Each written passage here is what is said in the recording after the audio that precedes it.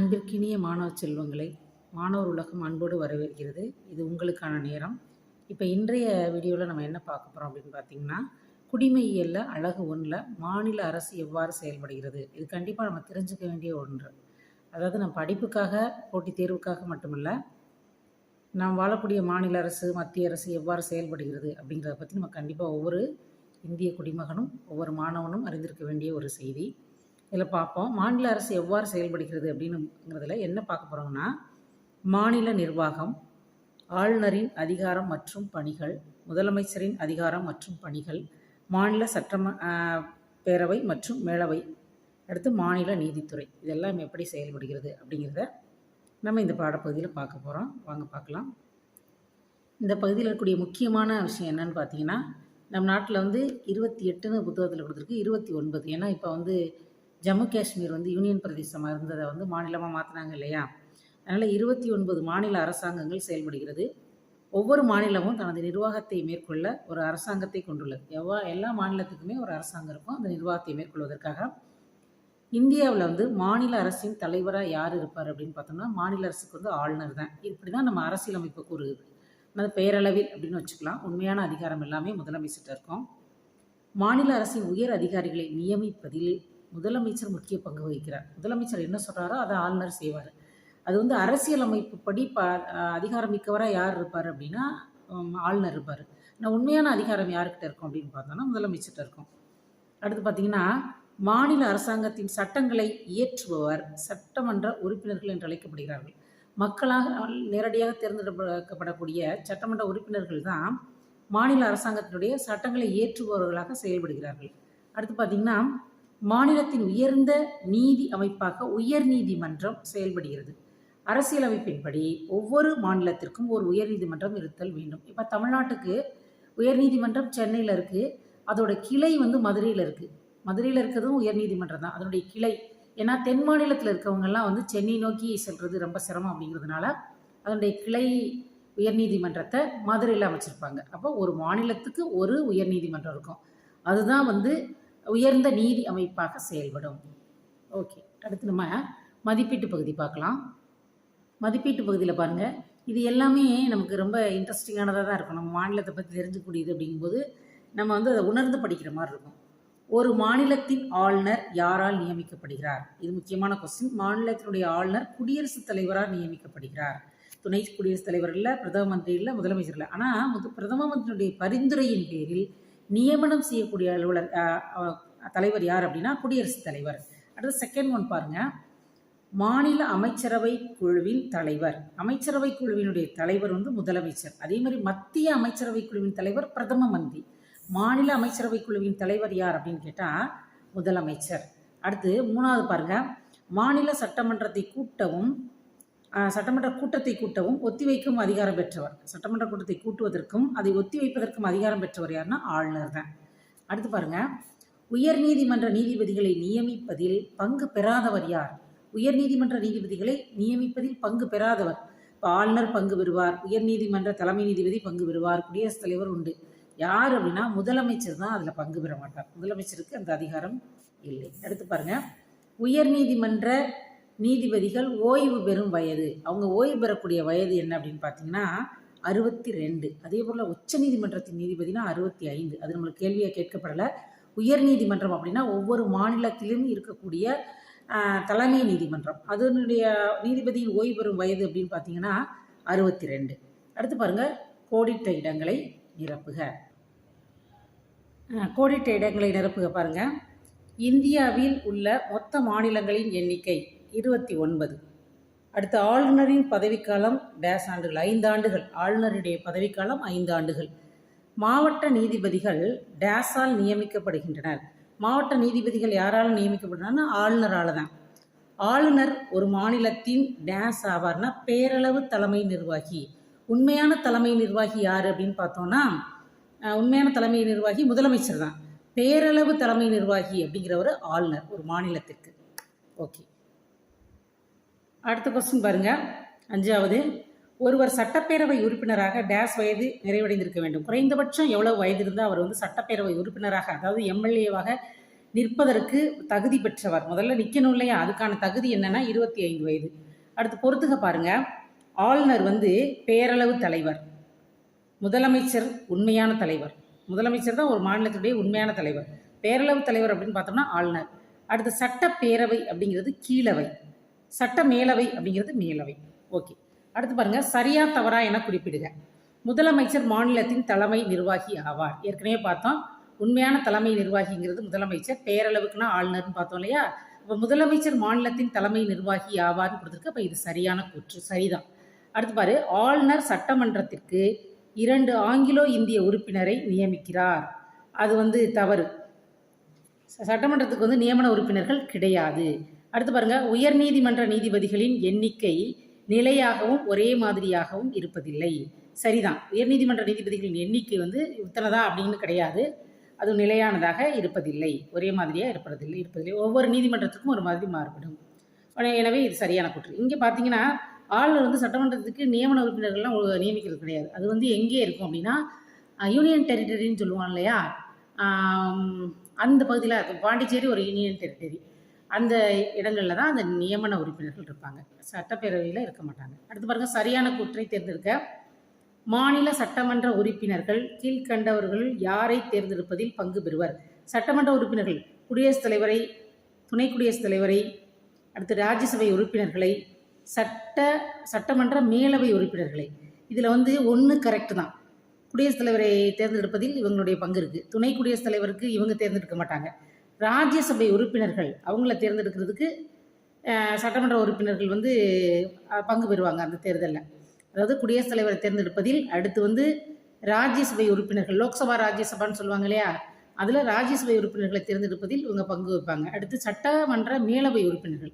அப்போ 1, 3, 4 இது மூணுமே சரியானதாக அமைஞ்சிருக்கு. ஓகே, இதோட அந்த பாடப்பகுதியினுடைய மதிப்பீடு முடிஞ்சிருச்சு. அடுத்துதான் வந்து நம்ம பார்க்க போகிறது வந்து குடிமையியல் அழகு 2 குடிமக்களும் குடியுரிமையும் அப்படிங்கிற பகுதியை நம்ம பார்க்க போகிறோம். அதில் வந்து என்னென்னலாம் படிக்க போகிறோம் அப்படின்னு பார்த்தீங்கன்னா, குடிமக்கள் மற்றும் குடியுரிமைக்கான பொருள் மற்றும் வரையறை, இந்திய அரசியலமைப்பு சட்டம், அடுத்து இந்திய குடியுரிமை பெறுதலும் இழத்தலும், அடுத்து வெளிநாட்டு குடியுரிமை தன்மை, அடுத்து குடிமக்களின் உரிமைகளும் பொறுப்புகளும். இதெல்லாம் இந்த பாடப்பகுதியில் பார்க்க போகிறோம். இதில் முக்கியமாக குடிமகன் அப்படிங்கிறவர் யார் அப்படின்னா, ஒரு அரசால் அளிக்கப்பட்ட சட்ட உரிமைகளையும் சலுகைகளையும் அனுபவிக்கும் ஒருவர் குடிமகன் எனப்படுவார். அதாவது அரசு என்னென்ன சட்ட உரிமைகள் கொடுத்துருக்காங்களோ, சலுகைகள் கொடுத்துருக்காங்களோ, அதெல்லாம் அனுபவிக்க யாருக்கு தகுதி இருக்கோ அவர் வந்து குடிமகன். இப்போ இந்திய திருநாட்டில் வந்து நமக்கு என்னென்ன சலுகைகள் அரசு கொடுக்குதோ அதெல்லாம் இந்த குடிமக்களாக இருக்கிறவருக்கு மட்டும்தான் என்ன செய்ய முடியும், அந்த சலுகைகளை அனுபவிக்க முடியும். அதே மாதிரி பாருங்கள், இந்திய அரசியலமைப்பின் பகுதி 2 5 முதல் 11 வரையிலான விதிகள் இந்திய குடியுரிமை பற்றி குறிப்பிடுகிறது. இந்திய நாட்டில் குடியுரிமை பெறுவதற்கு யாருக்கு தகுதி இருக்குது, அதை எப்படிலாம் பெறலாம் அப்படிங்கிறத அரசியலமைப்பின் பகுதி 2ல் 5 முதல் 11 வரையிலான விதிகள் குறிப்பிடுகிறது. அடுத்து பாருங்கள், 1955ஆம் ஆண்டு இந்திய குடியுரிமை சட்டம் ஒருவர் இந்திய குடியுரிமையை பற்றி பெறுதலையும் இழத்தலையும் பற்றி குறிப்பிடுகிறது. எதை சொல்லுது? 1955ஆம் ஆண்டு இயற்றப்பட்ட குடியுரிமை சட்டம் ஒருவர் இந்திய குடியுரிமையை பெறுதலையும் இழத்தலையும் எப்படி பெறலாம், எந்த காரணத்துக்காக அவர் குடியுரிமையை இழக்கிறாரு அப்படிங்கிறத பற்றி சொல்லுது. எது? 1955ஆம் ஆண்டு இந்திய குடியுரிமை சட்டம். அடுத்து இந்திய அரசியலமைப்பு சட்டம் ஒற்றை குடியுரிமையை நமக்கு வழங்குகிறது. இந்திய அரசியலமைப்பு சட்டம் வந்து ஒற்றை குடியுரிமையை நமக்கு வழங்கக்கூடியதாக இருக்குது. அடுத்து நம்ம மதிப்பீட்டு பகுதியை பார்க்கலாம். மதிப்பீட்டு பகுதியில் முதல்ல MCQ கொஸ்டின் பாருங்கள், அதாவது சரியான விடையை தேர்ந்தெடுத்து எழுதுக. அதில் கீழ்கண்டவைகளில் எந்த ஒன்று இந்திய குடியுரிமை பெறும் வழிமுறை அல்ல. இந்த எந்த முறையில் சொல்லிடுறது வந்து குடியுரிமை பெறுவதற்கான வழிமுறை அல்லன்னு சொல்கிறாங்க.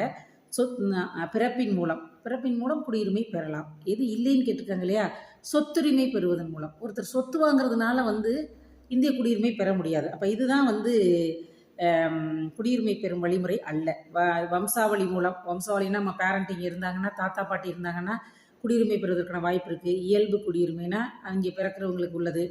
அப்போ சொத்துரிமை பெறுவதன் மூலம் ஒருவர் வந்து குடியுரிமையை பெற முடியாது. அப்போ இதுதான் அதுக்கான கூற்று. கீழ்கண்டவைகளில் எந்த ஒன்று இந்திய குடியுரிமை பெறும் வழிமுறை அல்ல. அதுக்கு வந்து சொத்துரிமை பெறுவதன் மூலம்.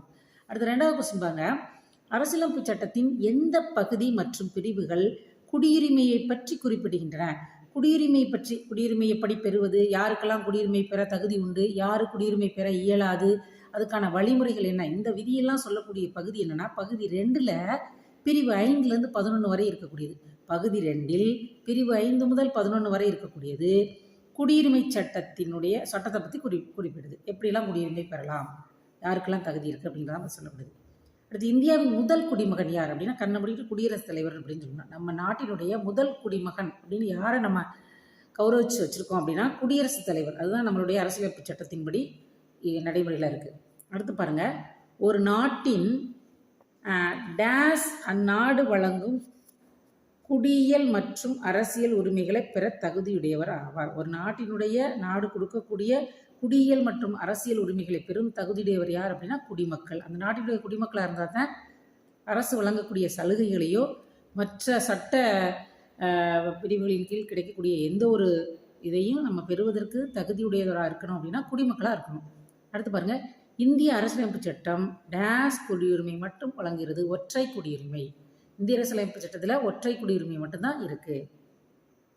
அடுத்த 3rd கொஸ்டின் பாருங்க, இந்திய கடவுச்சீட்டினை பெற்று, கடவுச்சீட்டுனா என்னது, பாஸ்போர்ட், தமிழில் கடவுச்சீட்டு, இங்கிலீஷில் பாஸ்போர்ட். இந்திய கடவுச்சீட்டினை பெற்று வெளிநாட்டில் வாழும் இந்திய குடிமகன் டேஸ் என அழைக்கப்படுகிறான். இந்த இந்திய கடவுச்சீட்டை பாஸ்போர்ட்டை வச்சுட்டு வெளிநாட்டில் இருக்காங்க இல்லையா, அவங்க வெளிநாடு வாழ் இந்தியர் என அழைக்கப்படுகிறார்கள். இங்கே உள்ள நம்ம பாஸ்போர்ட் அலுவலகத்தில் பாஸ்போர்ட் வாங்கிடுவாங்க. அவங்க வெளிநாட்டில் வாழ்ந்தாங்க அப்படின்னா அவங்களுக்கு பேர் வெளிநாடு வாழ் இந்தியர், வெளிநாடு வாழ் இந்தியர். அடுத்து பாருங்க, மக்கள் அனைவரும் உரிமைகள் மற்றும் டேஸ் இயற்கையாக பெற்றிருக்கின்றனர். உரிமைகளையும் சலுகைகளையும் மக்கள் அனைவருமே பெற்றிருக்கின்றனர். அடுத்து பாருங்க, டேஸ் என்பது இளைஞர்களை நவீன சமுதாயத்தை வடிவமைப்பதில் பங்கேற்க செய்யும் ஒரு யோசனை. என்னன்னா உலகளாவிய குடியுரிமை. உலகளாவிய குடியுரிமை, வேர்ல்டு லெவலில் அந்த சிட்டிசன்ஷிப் அப்படிங்கிறது அவங்கள நவீன சமுதாயத்தை வடிவமைப்பதில் பங்கேற்க செய்யும் ஒரு யோசனையாக உலக நாடுகள் பின்பற்றுது. அடுத்து பாருங்கள், சரியா தவறா என குறிப்பிடுக. அமெரிக்க ஐக்கிய நாடுகள் ஒற்றை குடியுரிமையை வழங்குகிறது, அது இரட்டை குடியுரிமை, அதனால் இது தவறு. அடுத்து பாருங்கள், வெளிநாட்டு குடியுரிமையை கொண்டு இந்தியாவில் வசிப்பதற்கான அட்டை வைத்திருப்பவருக்கு வாக்குரிமை உண்டு. வெளிநாட்டு குடியுரிமையை வச்சுக்கிறாரு, இந்தியாவில் வசிப்பதற்கான அட்டையை வச்சுட்டு அவங்க வாக்குரிமை பெறலாம் அப்படின்னா தவறு. அது ஓட்டு போட முடியாது. வாக்குரிமை என்பது ஓட்டு போடுறது, அது கிடையாது. இந்த குடியுரிமை வெளிநாட்டில் இருந்தால் இங்கே போட முடியாது. அடுத்து பாருங்கள், அடிப்படை உரிமைகளை இந்திய குடிமகன் அனுபவிக்க நமது அரசியலமைப்பு சட்டம் உத்தரவாதம் அளிக்கிறது. அடிப்படை உரிமைகள் இந்திய குடிமகனுக்கு உண்டு, அப்போ இது சரி. அடிப்படை உரிமைகளை இந்திய குடிமகன் அனுபவிக்க நமது அரசியலமைப்பு சட்டம் உத்தரவாதம் அளிக்கிறதுனா சரியான கூற்று. அடுத்து பாருங்கள், நாட்டுரிமை மாற்ற இயலும் ஆனால் குடியுரிமை மாற்ற இயலாது, தவறு. குடியுரிமை மாற்ற இயலும். ஓகே. அடுத்து பாருங்கள், கீழ்கண்ட கூற்றுகள் பொருத்தமான விடையை தேர்வு செய்ய அப்படின்னு கொடுத்துருக்கு. ஒரு இந்திய குடிமகனின் குடியுரிமை கீழ்கண்ட எதனால் முடிவுக்கு வருகிறது?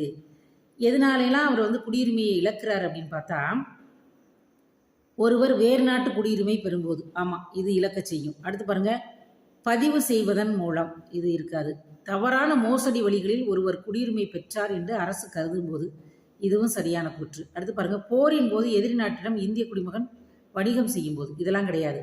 அப்போ 1வது 3வது தான் சரி, 1வது 3வது தான் இந்த கூற்றுக்கு சரி.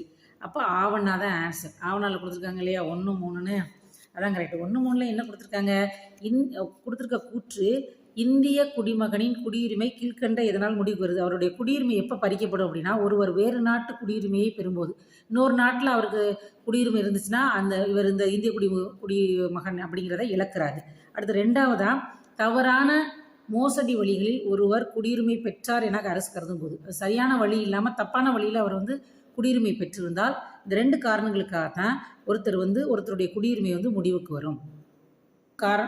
அடுத்தது, கூற்றும் காரணமும் சரியா அப்படிங்கிறது. கூற்று என்ன கொடுத்துருக்காங்க, 1962ஆம் ஆண்டு பாண்டிச்சேரி இந்திய யூனியனுடன் இணைந்தது. அங்கு வாழ்ந்த மக்கள் இந்திய குடிமக்களாயினர். காரணம், 1955ஆம் ஆண்டு இந்திய குடியுரிமை சட்டத்தின்படி பிரதேசங்களை இணைத்தல் என்பதன் அடிப்படையில் அவர்கள் இந்திய குடிமக்களாயினர். இப்போ இந்த கூற்றும் காரணமும் சரிதான். 1962ஆம் ஆண்டு பாண்டிச்சேரி இந்திய யூனியனுடன் இணைந்தது அப்படிங்கிறது சரி. அங்கு வாழ்ந்த மக்கள் இந்திய குடிமக்களாயினர் என்பதும் சரி. இதுக்கான காரணம் என்ன காரணத்தினால அப்படின்னா, 1955ஆம் ஆண்டு இந்திய குடியுரிமை சட்டம் அப்படின்னு ஒன்று பார்த்தோம் இல்லையா, அந்த சட்டத்தின்படி பிரதேசங்களை இணைத்தல் என்பதன் அடிப்படையில் அவர்கள் இந்திய குடிமக்களாயினர். அப்போ காரணம் கூற்றிற்கான சரியான விளக்கம் ஆ என்பதுவே சரியான ஆன்சர். காரணம் சரி, அந்த காரணத்துக்கு கூற்று சரியான விளக்கமாக அமைஞ்சிருக்கு. ஓகே, இந்த பாடப்பகுதி நம்மளுக்கு முடிஞ்சிச்சு. அடுத்த பாடம் பார்க்கலாங்க. அடுத்து பாருங்க, குடிமையியல் அழகு 3 மதச்சார்பின்மையை புரிந்து கொள்ளுதல். நம்ம நாட்டினுடைய பெரிய இறையாண்மையே என்னன்னு பார்த்தோம்னா மதச்சார்பற்ற நாடு, எம்மதத்தையும் சேர்த்துக்கொள்ளும். சில குறிப்பிட்ட நாடுகளை பார்த்தோம்னா ஒரு குறிப்பிட்ட மதங்கள் மட்டுமே இங்கே ஆதிக்கப்பட்டிருக்கும், அந்த மதங்களுக்கு மட்டுமே சலுகைகளாக வழங்கப்படும். அது மாதிரி இல்லாமல் எல்லா மதத்தையும் வந்தாரை வாழ வைக்கும் பூமியாக நம்ம இந்திய திருநாடு இருக்குது. அதனால் மதச்சார்பின்மை அப்படிங்கிறது நம்ம நாட்டினுடைய மிகப்பெரிய இறையாண்மையாக இருக்குது. அதை பற்றி இந்த பாடப்பகுதியில் பார்க்கலாம் வாங்க. இந்த பாடத்தோட சுருக்கமாக என்ன கொடுத்துருக்காங்கன்னா, இந்தியா பல்வேறு சமயங்களை பின்பற்றும் மக்களை கொண்ட நாடு. இந்த நாட்டில் பல்வேறு சமயத்தை பின்பற்றக்கூடிய மக்கள் இருக்காங்க. ஒரே மதத்தை பின்பற்றுவோர் அப்படிலாம் கிடையாது. எனவே அனைத்து சமயங்களுடனும் சகிப்புத்தன்மையுடனும் இருப்பது அவசியமாகும். அடுத்து, சமய அடிப்படையில் எவருக்கும் பாகுபாடு காட்டக்கூடாது என்பதே சமய சார்பின்மை. அதாவது சமயத்தினுடைய அடிப்படையில் இவங்க வேணும் இவங்க வேண்டாதவங்க அப்படின்னு பாகுபாடு காட்டக்கூடாது அப்படிங்கிறது தான் சமய சார்பின்மை குறிக்கும். அந்த நம்ம நாட்டில் நிலவுது. மக்களாட்சி நாடு சீராக செயல்படுவதற்கு சமய சார்பின்மை மிகவும் அவசியமாகும். சமயசார்பற்ற நாடு என்பது எந்த ஒரு சமயத்தையும் அந்நாட்டின் சமயமாகவோ அதிகாரப்பூர்வமாக ஆதரிக்காததாகும். அதாவது இந்த நாட்டுக்கு இந்து மதம் தான், அது கிறிஸ்தவ மதம் தான், அல்லது முஸ்லீம் மதம் தான், சமணம் தான், சைனம் தான் அப்படின்னு எந்த மதத்துக்கும் முக்கியத்துவம் கொடுக்கல. எல்லா மதத்தையும் சமமாக நடத்துகிறது. இந்திய அரசியலமைப்பு தனிநபர்களை அவர்களின் சமய நம்பிக்கை மற்றும் நடைமுறைகளுடன் வாழ அனுமதிக்கிறது. யார் வேணாலும் இந்த நாட்டில் எந்த மதத்தை வேணாலும் பின்பற்றலாம். அவங்களுக்கு விருப்பமான மதத்தை அவங்க பின்பற்றலாம். அப்படிங்கிறது தான் இந்த சமய சார்பற்ற தன்மையினுடைய முக்கிய சாராம்சம். அதன்படி பார்த்தா இந்தியாவில் எம்மதத்தரும் வாழலாம், அவர்களுக்கு எல்லா உரிமையும் உண்டு. குடிமக்களாகவோ சொத்துக்கள் வாங்கவோ விற்கவோ எல்லா உரிமையும் இங்கே நம்ம நாடு கொடுத்துருக்கு. அடுத்து பாருங்கன்னா, சமய மேலாதிக்கத்தினை தடுக்க இந்திய அரசு பல்வேறு வழிகளில் செயல்பட்டு வருகிறது. எந்த ஒரு மதமும் உயர்ந்தது அப்படின்னு சொல்கிறத நம்ம அரசு ஏற்றுக்காது, மத்திய அரசு ஏற்றுக்காது. அடுத்து பாருங்கள், மதிப்பீட்டில் எம்சிக்யூவில் பாருங்கள், அதாவது சரியான விடையை தேர்ந்தெடுக்கிறதுல சமய சார்பின்மை அப்படின்னா என்ன? இந்த 3வது ஆப்ஷன் தான். எந்த சமயத்தை சார்ந்த குடிமகனும் சகிப்புத்தன்மையுடன் அமைதியாக இணக்கமாக வாழ்தல். எந்த மதத்துக்கும் முக்கியத்துவம் கொடுக்கல, எல்லா மதத்துக்கும் அவங்க சமய சார்போடையும் சகிப்புத்தன்மையோடையும் இருந்தாங்க அப்படின்னா அவங்க வாழலாம். இந்திய நாட்டில் அவங்களுக்கு எந்த விதமான இடைஞ்சலும் கிடையாது. அடுத்து பாரு, இந்தியா ஒரு டேஸ் கொண்ட நாடாகும். பல்வேறு சமய நம்பிக்கை, பல்வேறு பண்பாட்டு நம்பிக்கை, இது ரெண்டுமே இந்தியாவுக்கு இருக்குது. அதனால ஆப்ஷன் ஆ மற்றும் ஆ. ஆனால் ரெண்டில் இருக்க கருத்துமே ஏற்புடையது. இந்தியா ஒரு பல்வேறு சமய நம்பிக்கை கொண்ட நாடு, பல்வேறு பண்பாட்டு நம்பிக்கை கொண்ட நாடு. இதுதான் இந்த கொஸ்டின் சொல்லுது. அடுத்து 3rd கொஸ்டின் பாருங்க, இந்திய அரசியலமைப்பின் முகவுரை திருத்தப்பட்ட ஆண்டு. எந்த ஆண்டு அந்த முகவுரை திருத்தினாங்கன்னா 1976ஆம் ஆண்டு. அரசியலமைப்புக்குன்னு ஒரு முகவுரை இருந்துச்சு இல்லையா, அதில் ஒரு திருத்தம் கொண்டு வந்த ஆண்டு 1976ஆம் ஆண்டு. பின் வருவனவற்றுள் எது இந்தியாவை சமய சார்பற்ற நாடாக விவரிக்கிறது அப்படின்னு பார்த்தா, நம்ம நாட்டினுடைய அரசியலமைப்பு முகவுரை தான் இந்தியா ஒரு சமய சார்பற்ற நாடு அப்படிங்கிறத சொல்லுது. அடுத்து பாருங்க கொஸ்டின், சமய சுதந்திர உரிமை எதனுடன் தொடர்புடையது அப்படின்னு பார்த்தோம்னா, இதில் நீதித்துறை இல்லை, பாராளுமன்றம் இல்லை, அரசு நெறிமுறை இருத்தும் கொள்கை இல்லை, அடிப்படை உரிமைகள். இதுதான் இந்திய சுதந்திர உரிமை எதனுடன் தொடர்புடையது. இந்திய சுதந்திரங்கிற உரிமை எதோடு தொடர்புடையதுன்னு பார்த்தீங்கன்னா அடிப்படை உரிமைகளோடு தொடர்புடையது. அடுத்து பாருங்க, அரசியலமைப்பின் பிரிவு 28 எந்த வகையான கல்வியை அரசு உதவி பெறும் கல்வி நிறுவனங்களில் தடை செய்துள்ளது. அதாவது அரசியலமைப்பின் பிரிவு 28 எந்த வகையான கல்வியை அரசு உதவி பெறும் கல்வி நிறுவனங்களில் தடை செய்துள்ளது. எந்த மாதிரியான கல்வி அப்படின்னு பார்த்தா, சமய போதனை. எந்த தனியாருக்கு அரசு உதவி பெறும் பள்ளிகளும் கல்லூரிகளும் எதுவுமே என்ன செய்யக்கூடாது, சமய போதனை செய்யக்கூடாது. எங்கள் சமயம்தான் உயர்ந்தது அப்படின்னு எந்த சமய போதனையும் செய்யக்கூடாது. அவரவர் விருப்பப்படி வாழ்வதற்கு உரிமை அளிக்க வேண்டும். அதனால் இது தடை செஞ்சுருக்காங்க, சமய போதனை செய்வதற்கு தடை செய்யப்பட்டுள்ளது. அடுத்த கொஸ்டின் பாருங்க, ஒரு நாடு சமய சார்பற்ற நாடாக எப்போது கருதப்படும் எனில் அது எது? அது எதனால் ஒரு நாடு சமய சார்பற்ற நாடாக கருதப்படுது அப்படின்னு பார்த்தீங்கன்னா, ஒரு குறிப்பிட்ட சமயத்திற்கு முக்கியத்துவம் அளிக்காமல் இருந்தால். அப்போ ஈதான் ஆன்சர். ஒரு குறிப்பிட்ட சமயத்திற்கு முக்கியத்துவம் அளிக்காமல் இருந்தால் ஒரு நாடு சமய சார்பற்ற நாடு அப்படின்னு சொல்கிறாங்க. சமய சார்பற்ற நாடாக இருக்கணும் அப்படின்னா அது ஒரு குறிப்பிட்ட சமயத்திற்கு முக்கியத்துவம் அளிக்காமல் இருக்கணும். எல்லா சமயத்தையுமே ஏற்றுக்கொள்ளக்கூடியதாக இருக்கணும் அந்த நாடு. அடுத்து பாருங்கள், கோடிட்ட இடங்களை நிரப்புக. சமயம் நமக்கு டேஸ் போதிக்கவில்லை. சமயம் வந்து பகைமைக்குள் அப்படின்னு போதிக்கலை. பகைமை இன்னொரு சமயத்தோட சண்டை போட்டுக்க, பகைமையாக இருந்துக்க அப்படின்னு சொல்லலை. சமயம் நமக்கு எதை போதிக்கலை? பகைமையை போதிக்கவில்லை. அடுத்து சமயச்சார்பின்மை சரணாயத்தின் ஒரு பகுதி. அது டேஸ் அளிக்கிறதுனா, சமயச்சார்பின்மை வந்து ஜனநாயகத்தினுடைய ஒரு பகுதி. அது சம உரிமையை அளிக்கிறது, எல்லாருக்கும் சம உரிமை அளிக்கிறது. இது டேஸ் என்பது கடவுள் மற்றும் கடவுள் மீது நம்பிக்கை அற்று இருப்பதாகும்.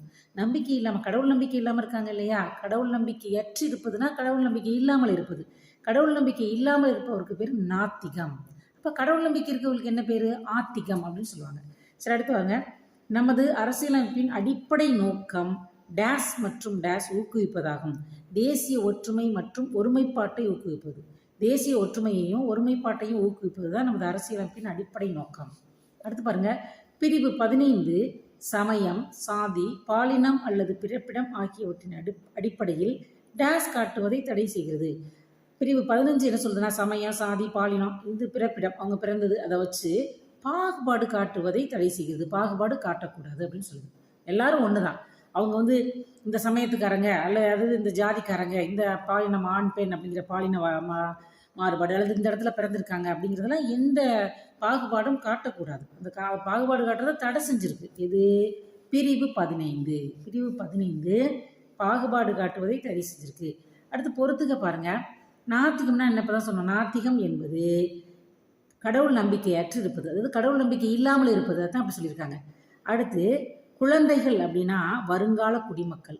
இன்றைய குழந்தைகள் தான் அவங்க வகுப்பறையில் அடிக்கடி சொல்லுவோம். இன்றைய குழந்தைகள் தான் நாளைய இந்தியாவினுடைய தூண்கள் அப்படின்னு சொல்லுவோம் இல்லையா. வருங்காலமே அவங்களோட தான். இப்போ குழந்தைகள்னா வருங்கால குடிமக்கள் அப்படின்னு சொல்லுவோம். அடுத்து பாருங்க, தீநிலாகி என்பது, அடுத்து மூணாவது பாருங்க, தீநிலாகி அப்படிங்கிறது தெய்வீக நம்பிக்கை. தீநிலாகி என்பது என்னன்னு பார்த்தீங்கன்னா தெய்வீக நம்பிக்கை. அடுத்து அரசியலமைப்பு, 4வது அரசியலமைப்பு என்னன்னு பார்த்தோன்னா 1950ஆம் ஆண்டு தான் அந்த அரசியலமைப்பு சட்டமாக்கப்பட்டது. நமது இந்திய அரசியலமைப்பு, 4வது இந்திய அரசியலமைப்பு வந்து 1950ஆம் ஆண்டு நடைமுறைப்படுத்தப்பட்டது. அடுத்து 5வது பாருங்க, ஹோலியோக் அப்படிங்கிறது செக்குலரிசம் என்ற பதத்தை உருவாக்கியவர். ஹோலியோக் அப்படிங்கிறவர் தான் செக்குலரிசம். செக்குலரிசம்னா சமய சார்பற்ற அப்படின்னு அர்த்தம். செக்குலரிசம் அப்படிங்கிற பதத்தை உருவாக்கியவர், செக்குலரிசம் அப்படிங்கிற பதத்தை உருவாக்கியவர் யார் அப்படின்னு பார்த்தோம்னா ஹோலியோக். அடுத்து பாருங்க, ராஜாராம் மோகன் ராய் அப்படின்னா சமூக சீர்திருத்தவாதி. ராஜாராம் மோகன் ராய் யார்? சமூக சீர்திருத்தவாதி. ஹோலியோக் தான் செக்குலரிசம் அப்படிங்கிற பதத்தை உருவாக்கியவர். ஓகே, அடுத்தது பாருங்க, சரியா தவறா என கூறுக. இந்திய நாட்டிற்கென ஒரு சமயம் உள்ளது. தவறு. இந்திய நாட்டுக்குன்னு ஒரு சமயம் இல்லை, அதனால தான் சமய சார்பற்ற நாடாக நம்ம நாடு இருக்குது. இந்திய நாட்டிற்கென்று ஒரு சமயம் உள்ளது அப்படிங்கிறது தவறான கூற்று. அடுத்து சமயச்சார்பின்மை என்ற சொல் கிரேக்க மொழியிலிருந்து பெறப்பட்டது. இதுவும் தவறான கூற்று. அடுத்து பாருங்க, இது பாருங்க 2வது, சமயச்சார்பின்மை என்ற சொல் கிரேக்க மொழியிலிருந்து பெறப்பட்டுள்ளது தவறுன்னு சொல்கிறோம்ல. அப்போ சமயச்சார்பின்மை எந்த மொழியிலிருந்து பெறப்பட்டது அப்படின்னு பார்த்தோம்னா செக்குலரிசம் என்பது, செக்குலம் அப்படிங்கிறது லத்தீன் மொழியிலிருந்து பெறப்பட்டது, அது தெரிஞ்சுக்கணும். அடுத்து முகலாய பேரரசர் அக்பர் சமய சகிப்புத்தன்மை கொள்கையை பின்பற்றினார். இது சரியான கூற்று தான். அவர் வந்து சமய சார்பின்மை கொள்கையை வந்து பின்பற்றினார். எந்த சமயத்தையும் புண்படுத்தாமல் நடந்துக்கிட்ட ஒரே முகலாய அரசர் அப்படின்னு பார்த்தோம்னா அவர் வந்து அக்பர் தான். அடுத்து சரியா தவறால் அடுத்த கொஸ்டின் பாருங்கள். சமண சமயம் சீனாவில் தோன்றியது. சரிதான். சமண சமயம் எங்கு தோன்றியதுன்னு பார்த்தோம்னா சீனாவில் தோன்றி தான் இந்தியாவில் பரவி இருக்கும். அடுத்து 5வது, இந்திய அரசாங்கம் அனைத்து சமய விழாக்களுக்கும் விடுமுறையை அறிவிக்கிறது. எல்லா சமய விழாக்களுக்கும், இந்து சமயத்துக்கு தான், முஸ்லீம்களுக்கு தான், கிறிஸ்தவர்கள் தான் இல்லாமல் என்னென்ன சமயங்கள் இருக்கோ எல்லா சமயத்தினுடைய விழாக்களுக்கும் விடுமுறை அளிக்குது, எந்த பாகுபாடும் இல்லாமல். அதனால தான் நம்ம நாடு சமய சார்பற்ற நாடாக இருக்குது. அடுத்து பாருங்கள், சரியான கூற்றை தேர்ந்தெடுக்கவும். எது சரியான கூற்று அப்படின்னு பார்க்க போகிறோம். இந்தியா போன்ற சமய பன்முகத்தன்மை கொண்ட சமூகத்திற்கு சமயச்சார்பின்மை விலை மதிப்பற்ற ஒன்றாகும். இது முதல் கூற்று. அடுத்து பாருங்கள், சமய சார்பற்ற என்ற சொல்லானது 1950ஆம் ஆண்டு ஏற்றுக்கொள்ளப்பட்ட நமது அரசியலமைப்பில் குறிப்பிடப்படவில்லை. இதுவும் சரிதான். ஃபஸ்ட்டு ஒன்று சரிதான், 2வது சரிதான். அடுத்து பாருங்கள், அரசியலமைப்பு பிரிவு 26 ஒரு குறிப்பிட்ட அரசியலமைப்பு பிரிவு 26 ஒரு குறிப்பிட்ட சமயத்திற்காக வரி செலுத்துவதற்கு ஊக்கமளிக்கிறது. இது தவறு. நம்ம தான் சமய சார்பற்ற நாடாச்சே, பார்த்தாலே தெரிஞ்சிடும் நீ படிக்கலைனாலும். இது தவறான கூற்று. இது 3வது. அடுத்து, அக்பரின் கல்லறை ஆக்ராவிற்கு அருகில் உள்ள சிக்கந்தரில் உள்ளது. இது சரி. அப்போ கூற்று 1, கூற்று 2, கூற்று 4 இது 3ம் சரியான கூற்று. 2 மட்டும் தவறு.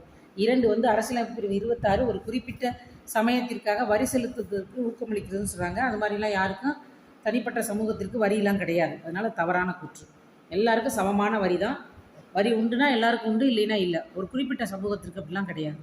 அடுத்து பாருங்கள், 2வது கூற்று என்ன சொல்லுதுன்னா, வெளிநாட்டவர் இந்தியாவில் தனது சமயத்தை பின்பற்றலாம். சரிதான். அடுத்து 2வது பாருங்கள், அரசியலமைப்பில் உறுதியளிக்கப்பட்டுள்ள சமய சுதந்திரம் இந்தியர்களுக்கு மட்டுமல்லாமல் வெளிநாட்டவருக்கும் உண்டு. அப்போ 2மே சரிதான். அப்போ எந்த ஆன்சர்? 2வது பாருங்கள், கூற்று காரணம் 2ம் சரி. காரணம் கூற்றை விளக்குகிறது. நல்லா படித்து பார்க்கணும். வெளிநாட்டவர் இந்தியாவில் தனது சமயத்தை பின்பற்றலாம். வெளிநாட்டுக்காரர் இங்கே இருந்தால் இந்த சமயத்தை தான் பின்பற்றணும்னு நம்ம சொல்ல, ஏன்னா நம்மளே சமய சார்பற்ற நாடு. அப்படி இருக்கும்போது அவர் எந்த சமயமோ அதை பின்பற்றலாம். கூற்று சரி. காரணம் அரசியலமைப்பில் உறுதியளிக்கப்பட்டுள்ள சமய சுதந்திரம் இந்தியர்களுக்கு மட்டுமல்லாமல் வெளிநாட்டவருக்கும் உண்டு. அப்போ காரணம் கூற்றுக்கு சரியான விளக்கமாக இருக்குது. ஓகே. அடுத்து பாருங்கள், 3வது, இந்தியாவில் சமய சார்பின்மை என்ற கொள்கை மிக்க மதிப்புள்ளதாகும். இது சரிதான்.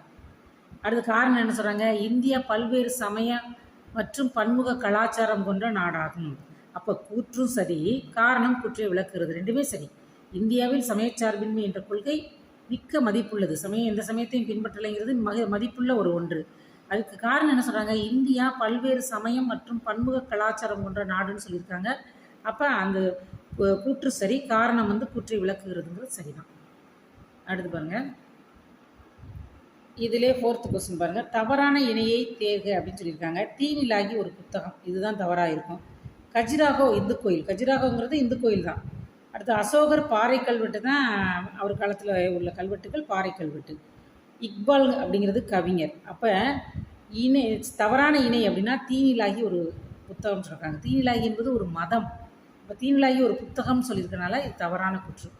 சரிமானவர்களே, இத்துடன் 3 இயல் நம்ம இதில் பார்த்துருக்கோம். இதில் குடிமையியலை இந்த பகுதியை நீங்கள் தெளிவாக திரும்ப திரும்ப படித்து நினைவு கூர்ந்து போட்டித் தேர்வுக்கு தயாராகுங்கள். போட்டித் தேர்வில் வெற்றி பெற என் அன்பான வாழ்த்துக்கள். ஓகே, நன்றி மாணவர்களே. மீண்டும் மற்றொரு வகுப்பில் சந்திப்போம். இப்போது நம்ம பாடத்திலிருந்து பகுதியை பார்த்துட்டோம். தமிழகத்தினுடைய தற்போதைய முதலமைச்சர் வந்து மாண்புமிகு திரு மு.க. ஸ்டாலின் அவர்கள். உங்கள் எல்லாருக்கும் தெரிஞ்சுக்கணும். தற்போதைய முதலமைச்சர் மு.க. ஸ்டாலின், மாண்புமிகு மு.க. ஸ்டாலின். அதே மாதிரி தமிழக ஆளுநர்னு பார்த்தா ஆர்.என். ரவி அவர்கள். அண்டர்லைன் பண்ணியிருக்கேன் இல்லையா, ஆர்.என். ரவி. இந்தியாவினுடைய பிரதமர் உங்கள் எல்லாருக்கும் தெரியும், மாண்புமிகு நரேந்திர மோடி. குடியரசுத் தலைவர் வந்து மாண்புமிகு ராம்நாத் கோவிந்த்.